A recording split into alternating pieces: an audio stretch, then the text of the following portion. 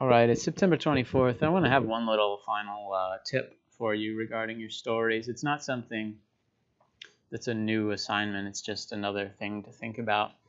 There's this article that I read years ago by Chuck Palahniuk, the guy who wrote Fight Club and several other novels, that it's got a sort of experiment to try. It's not like a rule that you have to do, but it's something that will open your eyes to another way.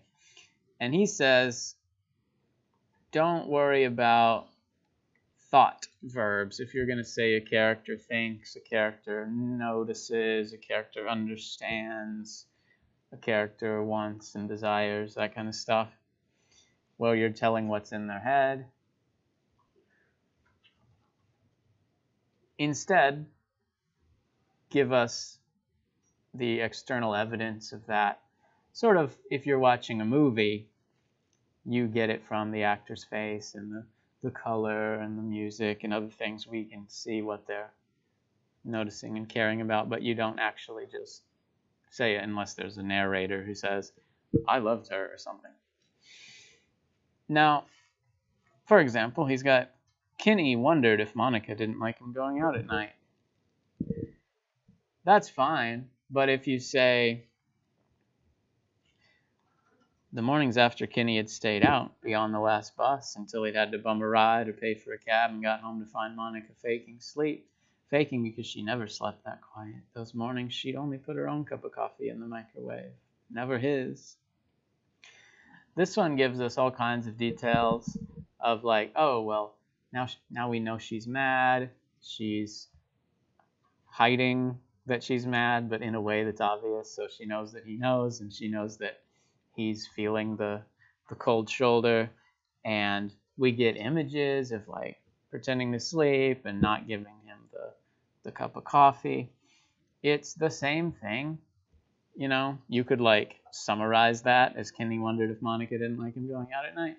But this gives us a lot of spice, a lot of things to think about and look at and smell in pretty much every type of writing. They'll tell you to show, not tell.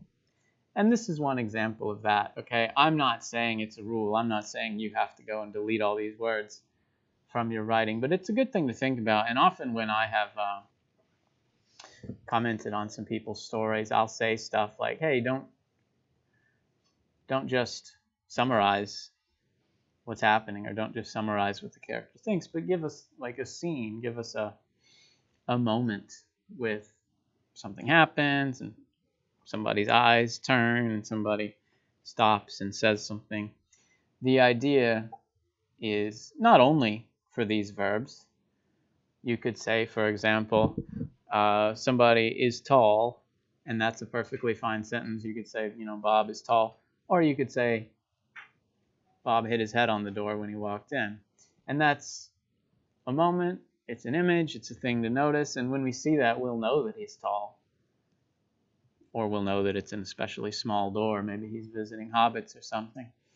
But we get more than just the writer telling us the answer. We get some idea of what it looks like and what it feels like and what kinds of things happen in this world, which is nice. So I'm going to give you a link to this doc. Actually, I put it in a Google Doc because the problem with this blog is it has some bot comments advertising some stuff that we probably don't want on the school computer. But I do like it, and if you want to look at this, it would really help. If you don't, we're actually going to use this next quarter when we talk about poetry. So that's one thing there. Otherwise, I'm just looking at your docs and making some comments, and by the end of next week, we'll have all our grades in there and everything. Thanks.